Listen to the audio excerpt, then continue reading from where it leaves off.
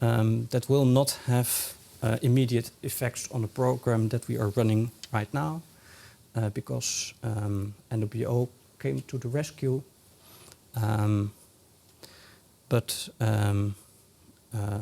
Basically half our budget has been cut, so it's only 10 million a year now. NWO is still looking into possibilities to uphold the budget a little bit, but it's not clear whether they will be whether that will be possible. So the expectation is that we at least will have to be less ambitious in the coming years, and that's of course very frustrating, seeing the things that we could do in the past few years.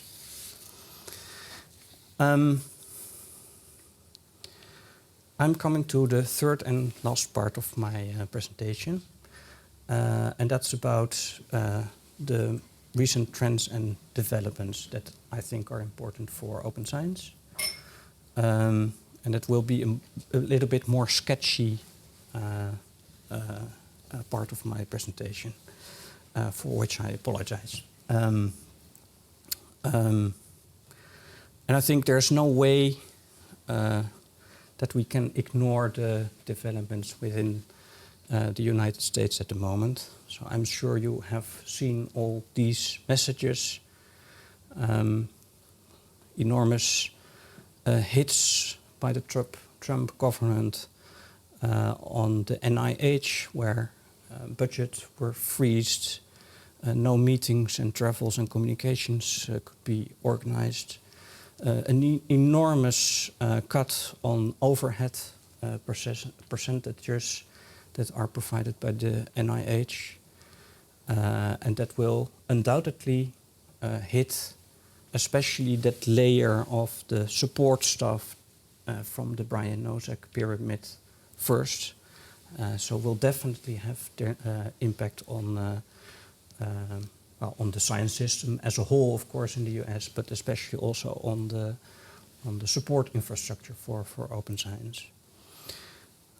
We have seen messages about data disappearing, and already also institutions that come to the rescue and try to find servers sometimes outside of the US to rescue this government data. And in the meantime also, open science itself is being affected by these executive orders of Trump. On the bottom of this slide you see a snippet of from a GitHub site of NASA. NASA is one of the federal agencies in the US that had the most comprehensive and the most far-reaching and most advanced open science policy in the US and maybe of the world. But what you see here happening is because of those executive orders around diversity and inclusion and the ban on the use of those words, that actually they are rewriting the very definition of open science. These are the changes they are making in their open science principles document. And this is only NASA. You could say these are only words. But basically what's happening here is that they are changing the very definition of what we think that open science is about. In a country that still has a lot of influence on the global science system. And in that regard, it's also good to point to this blog post that was published 2-3 weeks ago. I'm not going to suggest that everything that's happening in the US will blow over to us immediately. But we still need to be careful and waakzaam. I can't. So this blog post was written by Mark van Oostendorp, He's a professor in Nijmegen University. And what he writes here is that in the Netherlands we must prepare for even worse budget cuts than we have already seen. That in the occasion of the voorjaarsnota in a few weeks' time, there will even be more budget cuts, and that then also all the so-called randprogramma's, diversity and inclusion, erkennen en waarderen, open science, wetenschapscommunicatie, will then be terminated completely. I've, of course, contacted my contact persons at the OCW ministry immediately. And what they say is that 80% of what is written here is not true. So there are no immediate plans to stop these programs. But they do agree that this is the kind of thinking that is in the head of our current minister.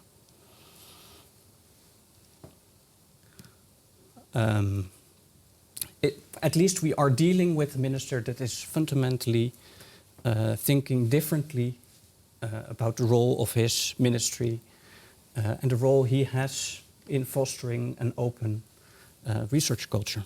So a topic which is high on the agenda of our government, and I think rightly so, is of course the knowledge security dossier. I think we cannot deny that is justified.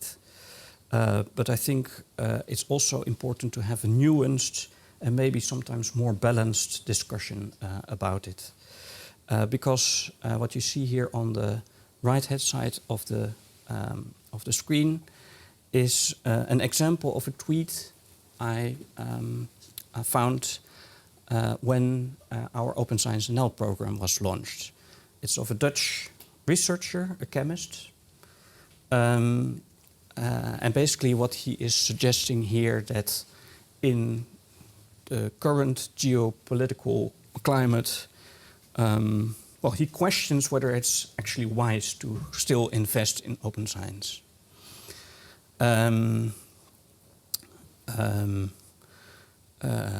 Given all the expensively paid knowledge that we produce in the Netherlands and exporting that without anything to China and Russia. I'm seeing those messages a little bit too often. And yeah, what you see here basically is that knowledge security is used yet again as a pretext to not engage in open science. At first it was the costs associated with open science or open access publishing. Then it was the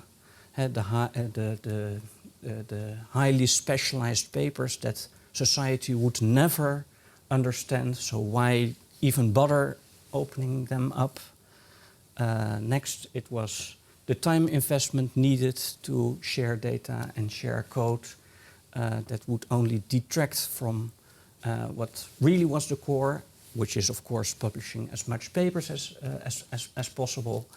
So there's always an excuse, and now I see somewhat too often that also the knowledge security issues are being used as an excuse, and I don't think that's necessary, because of course open science has never proposed an absolute openness of everything. The magic line has always been as open as possible, as closed as necessary. And no one within the open science community has ever, of course, ook proposed that we would engage in risky collaborations with China and Iran or whatever country. So it's important, I think, to not be naive. We do live, of course, in a different geopolitical climate.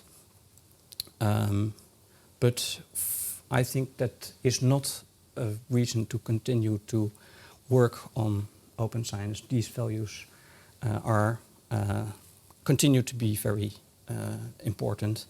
And I think I've also already seen very predictive examples where open science and knowledge security actually can work together. So you have a more balanced discussion within the institutions.